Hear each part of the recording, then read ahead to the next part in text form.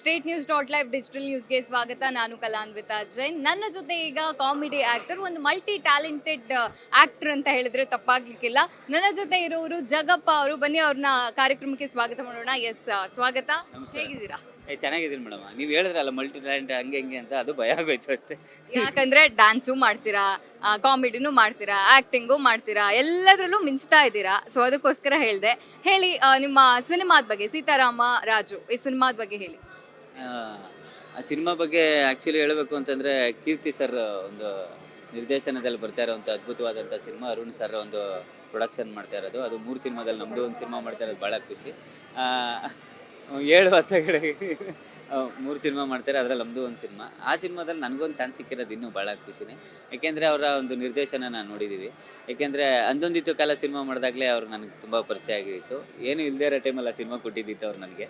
Actually ಹೇಳಬೇಕು ಅಂತಂದರೆ, ಅಂದೊಂದಿತ್ತು ಕಾಲ ಸಿನಿಮಾ ನನ್ನ ಫಸ್ಟ್ ಸಿನಿಮಾ.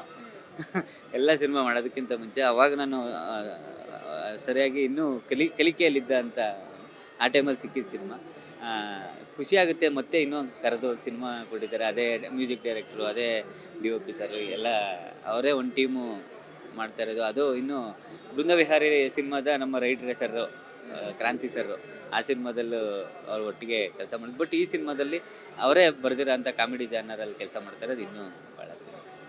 ಓಕೆ, ಅದೇ ತಂಡದಲ್ಲಿ ನೀವು ಕೆಲಸ ಮಾಡ್ತಿದ್ದೀರಿ ಅಂತ ಹೇಳಿದ್ರಿ. ಸೊ ಆ ಟೈಮಲ್ಲಿ ಅಂದೊಂದಿತ್ತ ಕಾಲ ಸಿನಿಮಾದಲ್ಲಿ ಎಷ್ಟು ಎಕ್ಸೈಟ್ಮೆಂಟ್ ಇತ್ತು ಅಂತ?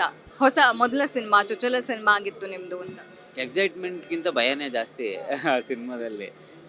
ಏನು ಅಂತಂದರೆ, ಹೆಂಗೆ ಆ್ಯಕ್ಟ್ ಮಾಡಬೇಕು. ವಿನಯ್ ರಾಜ್ಕುಮಾರ್ ಸರು ದೊಡ್ಡ ಮನೆ ಅವ್ರ ಜೊತೆ ಆ್ಯಕ್ಟ್ ಮಾಡ್ತಾ ಇರೋದು ಫಸ್ಟ್ ಟೈಮು.